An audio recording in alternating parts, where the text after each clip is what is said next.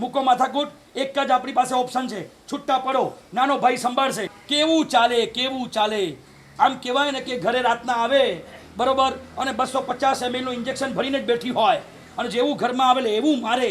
આજે તમને ખબર છે શું થયું તમને ખબર છે? તમને તો શું ખબર હોય, તમે તો તમારી મમ્મીના જ થવાના ને, તમે તો એના પક્ષ લેવાના. મારા મા બાપે તમને જોઈને આપી છે, તમને તો મારી પડી જ નથી. બોલો આવું થાય છે કે નહીં?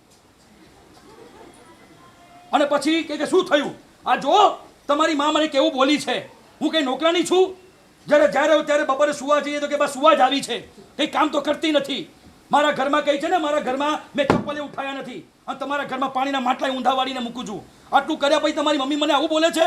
આવો બચ્ચો 250 ml નો ઇન્જેક્શન આમ મારે સવારે, પછી દીકરો જ્યારે રૂમમાંથી બહાર આવે ને, જો મમ્મી તારે રોબો કિટપીટ નહીં કરવાની, જે છે એ છે ભાઈ, હું છે તો છે, તારે એડજસ્ટ તો કરવું જ પડશે.